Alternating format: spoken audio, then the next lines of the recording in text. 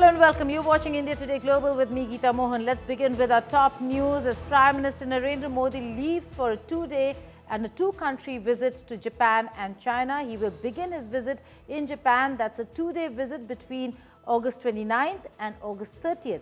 There are three broad elements of the visit in Japan: security, economy, science and technology, innovation, and people-to-people exchange. The two sides are expected to upgrade the 2008 Joint Declaration on Security Cooperation, launch an economic security initiative on semiconductors, artificial intelligence, and critical minerals, and increase investments target to 7 to 10 trillion yen.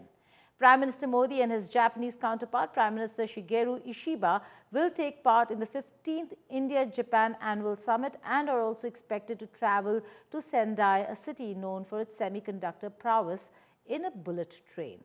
While this will begin Modi's 8th visit to Japan, it is his first summit with Prime Minister Ishiba.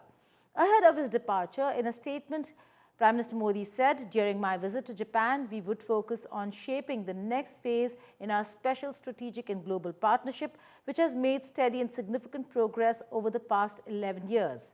And then he continues to talk about his visit to Japan, where he says, "From Japan, I will travel to China to attend the Shanghai Cooperation Organization Summit." And then again, he confirms his meetings, bilateral meetings with President Xi Jinping of China and President Vladimir Putin of Russia.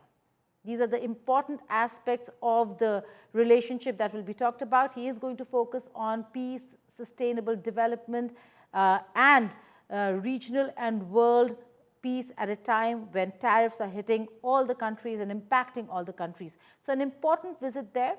And to discuss this and more, I'm being joined by Daniel Block. He's a senior editor with Foreign Affairs magazine. Daniel, thank you so much for joining us here on the network. Let's begin with the business itself. It's quite crucial that India engages Japan and China. It is an important ally of India, but also at this juncture, he's also going to talk to China. This comes when India faces a very tough time with the United States of America. I think that's right. And I think that's exactly what the Indian government is thinking. For a while, India and the United States had been drawing closer, in part because they shared a competitor in China.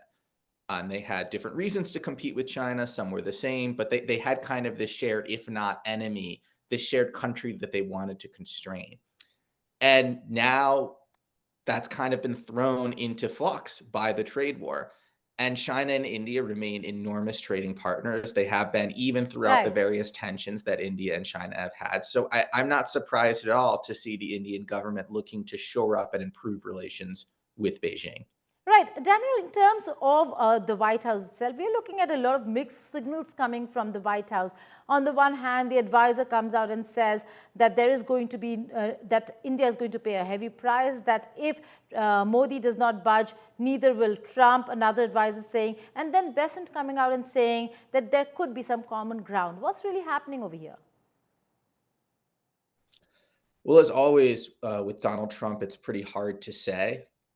And I think there are probably multiple voices within the administration. I mean, Navarro and Besant being two examples of this, who are pushing or pulling Trump in various directions. You certainly have some people like the Treasury Secretary who are a little bit more technocratic in mind, and I do think want to see a resolution to this trade war. But then you have kind of the trade hawks like Navarro who want to see it continue, perhaps even scale up. They don't want Trump to take his foot off the gas. They want high tariffs. They view high tariffs as an end in and of itself and not just a means to an end. And we've seen Trump kind of flip-flop back and forth between these two competing impetuses throughout the administration. And where it's going to end up, I don't quite know. I do think it's notable that he's been particularly harsh on India. And the question as to why that is difficult to answer. There's a few different plausible explanations that we can get into if you'd like, but I'll leave it there for now. All right. Daniel Block, thank you so much for joining us and explaining this. We'll come back to you maybe later on what is it that Peter Navarro is really doing. But US is indeed rattled with India's response to Trump's sanctions, and White House trade advisor has made that quite evident. Peter Navarro ramped up his criticism of India's Russian oil imports, accusing New Delhi of financing Russia's war in Ukraine and dubbing the conflict Modi's war.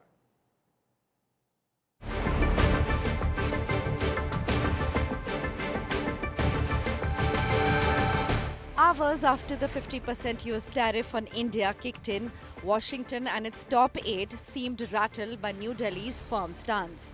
In a bizarre and shocking remark, White House trade advisor Peter Navarro went as far as to call the Russia-Ukraine conflict Modi's war. India, however, has made its position crystal clear. New Delhi has repeatedly stated that its energy purchases from Russia are guided solely by national interest. India has also underscored that it will not bow to external pressure and will continue to pursue an independent foreign policy. Hey, Peter Navarro here. Navarro's attack, however, is not new. He has consistently displayed an anti-India bias. From calling India the Kremlin's laundromat to labeling it the Maharaja of tariffs, the Trump aide has made a record of provocative remarks targeting New Delhi. On August 6th, Navarro defended President Trump's tariff hike on India by branding the country the Maharaja of tariffs. He went on to accuse India of directly fueling the Russia-Ukraine war. You start with the fact that India is the Maharaja of tariffs. It's the highest tariffs in the world, charging on American products, and it's got high non-tariff barriers, so we can't get our products in. So we send a lot of dollars overseas to India to buy their products in an unfair trade environment. India then uses American dollars to buy Russian oil. Russia then uses those American dollars that come from India to finance its armaments to kill Ukrainians. Weeks later, he described India as a laundromat for the Kremlin. We don't need the oil. It's a refining profiteering scheme. It's a laundromat for the Kremlin. That's the reality of that. So I love India. Look, Modi's a great leader, but please, India, look at what your role here is in the global economy and good here. His recent criticism over the 50% tariffs only highlights a long-standing pattern. Over the last 5 years, Navarro's own social media posts reveal a persistent bias, calling India a notorious market in 2022, questioning Prime Minister Modi's credibility, and again in 2023 blaming India for the Ukraine war. While Navarro's stance makes his anti-India position clear, New Delhi has consistently stood for peace, stability, and a multipolar world.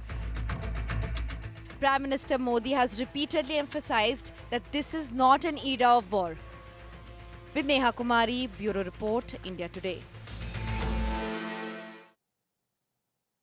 While President Donald Trump and his top aides continue to defend the steep tariffs on India, accusing New Delhi of refusing to bow under pressure, Democrats on the House Foreign Affairs Committee in the United States of America have hit back, criticizing the move. They questioned why China and other nations importing far larger volumes of Russian oil have escaped penalties, while India alone has been singled out. In a post on X, the committee alleged that Trump's decision to focus solely on India with tariffs is hurting Americans and sabotaging the U.S.-India relationship in the process. The committee questioned administration's intent, remarking it's almost like it's not about Ukraine at all. And now joining me to discuss all this and more is Kyung-Hoon Kim, head of India and South Asia, Korea Institute for International Economic Policy. Thank you so much for joining us over here. Let's talk about Trump tariffs and how they've gone beyond economic warfare. What should India's response be to this? So I believe India should try to continue negotiations with the United States, but at the same time prepare for the reality it already faces. There are two clear priorities. First, economic reform. If access to global markets becomes more difficult for companies in India, then the cost of doing business and reaching India's own domestic market must offset that loss. This makes reforms to improve the business environment more urgent than ever, and the government now has both the incentive and the political backing to push ahead. Second, market diversification. India has already made progress by signing trade agreements with the UAE, Australia, and the United Kingdom. The next step should include accelerating talks with the European Union, a huge market, and deepening engagement with fast-growing economies in the global south. Together, reform and market diversification can reduce India's vulnerability to tariffs. Right. Kyung-hoon, how do you see Prime Minister Modi's Japan and China visit? Is this an opportunity for India to re-engage China and find a counterbalance to Trump's tariffs like you've been mentioning? Sure. Although these trips were scheduled before the US tariffs, the timing is highly significant. India and Japan already share a close strategic and economic partnership, and Japan views India as a key partner in the Indo-Pacific. The 15th India-Japan Summit and the Business Leaders Forum are expected to deliver headline-making announcements on investment, development partnerships, and major business collaborations. And following this, Prime Minister Modi will attend the Shanghai Cooperation Organization Heads of State meeting in China. The visit could open up new economic opportunities. During China's Foreign Minister Wang Yi's recent trip to India, issues such as direct flight connectivity, reopening border trade, and facilitating investment were discussed. If concrete steps are taken in this direction, these measures would help India diversify its export market at a critical moment. You're saying that they're going to make headlines, but can Modi and Xi Jinping look past the border tensions here? And border issues are extremely sensitive for both India and China, and negotiations will remain slow, as we've seen since the Gawan Valley clash. That said, the border issue is likely to be handled separately from economic engagement. While progress on the boundary question will remain cautious and incremental, economic dialogue can move forward in parallel, especially amid an unstable global trade environment. Point you're making there, Kyung-hoon Kim. Thank you so much for joining us here on the network and sharing perspective on how important this visit of Prime Minister Modi to Japan and China really is. Now, US might try to create a narrative around the Russia-Ukraine war, but we tell you who owns the Ukraine war, and it is certainly not Modi. My piece on statecraft. You can watch a detailed analysis on India Today Global's YouTube channel.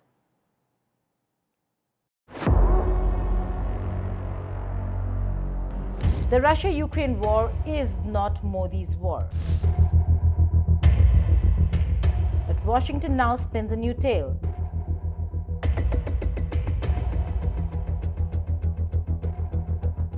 That India bankrolled Putin with oil. The irony?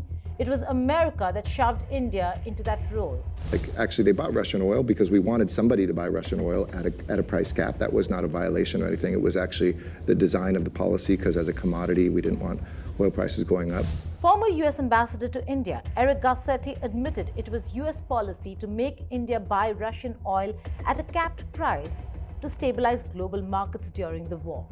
And yet later, during Trump administration, America turned around, slapped tariffs, and blamed India for aiding Russia.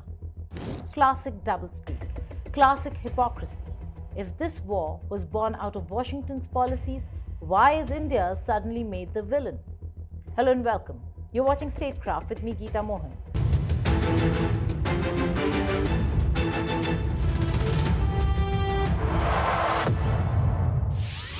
Let's start with Eric Garcetti. The former US ambassador didn't whisper it. He said it openly. The United States of America wanted somebody to buy Russian oil. Why? Because they knew cutting Russia off entirely would send prices skyrocketing, crippling global economies and hurting American consumers at the pump, as also American allies. So Washington tapped India. They said, buy Russian oil, but do it under a price cap. Keep the oil flowing, but keep Russia's profits limited. But once the crisis stabilized and the political winds shifted, America changed its story. Governments changed in the United States of America from Biden to Trump, and suddenly the same purchases that had been helpful were labeled harmful. Suddenly, India wasn't stabilizing the market. It was funding Putin's war. And what followed was Washington's favorite weapon, tariffs. Trump's administration hit India with punitive 50% tariffs on Indian goods. Think about that. The same America that begged India to buy oil was now punishing India for it. The hypocrisy isn't subtle, it's glaring. Washington got what it wanted, then turned India into a scapegoat to cover its own messy role in the war. India didn't push NATO into Ukraine's backyard. India didn't overthrow Yanukovych. India didn't ship weapons across the border. If NATO's promise was the spark and Washington's arms were the fuel, then the fire was already burning long before India bought a single barrel of oil from Russia. Donald Trump loves drama, and in 2025, India became his favorite punching bag. His trade advisor Peter Navarro has been particularly vicious. Navarro claimed India was getting in bed with authoritarians. He labeled discounted Russian oil as Modi's war. He accused Delhi of prolonging the conflict. And of course, he sneered at Indian tariffs because in Washington's world, protecting American workers is patriotic. But when India protects its own economy, it's arrogance. Washington turned Ukraine into a testing ground for its weapons industry. Billions in arms, billions in sanctions, billions in aid. That was more about prolonging the war than ending it. Then Trump arrived, and suddenly America started talking peace. Trump convened summits with Putin. He pushed for a Zelensky-Putin meeting. He floated US security guarantees if a deal could be reached. He moved away from weapons first to dialogue first. Sound familiar? It should, because it's exactly what Modi had been saying for years. Trump wasn't inventing peace diplomacy. He was borrowing a chapter straight out of India's playbook. So ask yourself, who looked like the responsible statesman here? The country shipping missiles by the truckload or the country urging diplomacy from day one? Let's be blunt. Who brought this war? Did Modi wake up one day and say, let's destabilize Europe? No. This war was born in Washington's corridors and NATO's boardrooms. America poked the bear, ignored the warnings, and then acted surprised when the bear lashed out. Trump himself knows it. He himself has said it. That's why he isn't flooding Ukraine with weapons like Biden did. That's why he's sitting at the table with Putin. That's why he's borrowing India's diplomatic lines. So let's stop the theater. This is not India's war. It's not Modi's war, certainly.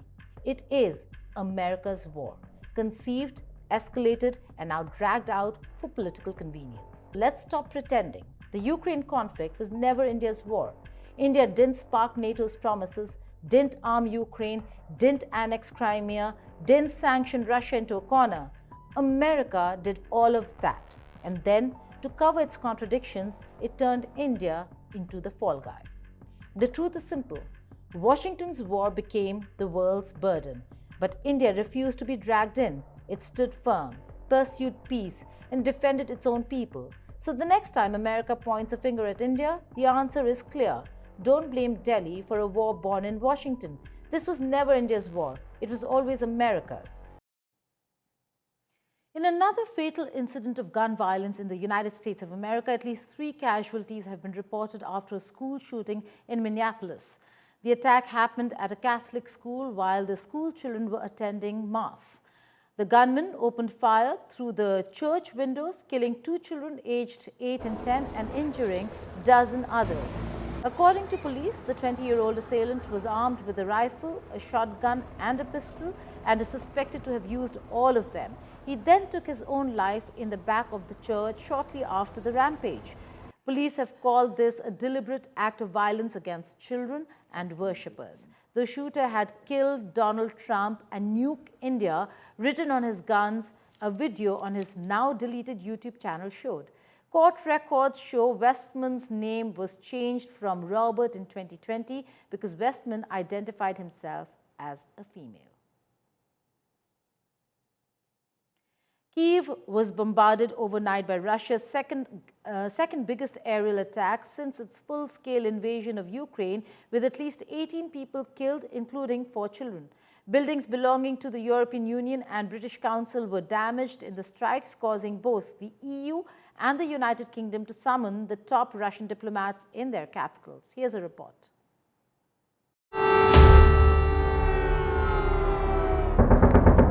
Russia launched a massive overnight drone and missile assault on Ukraine's capital, Kyiv, killing dozens, including 3 children. More than 20 sites across the city were stuck.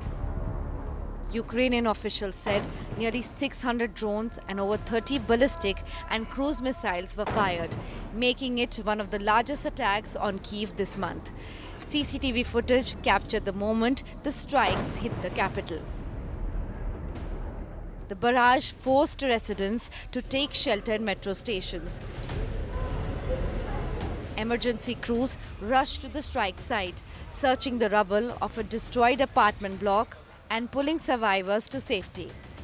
Ukrainian President Vladimir Zelensky condemned the strike, stating that they showed Russia's answer to diplomacy.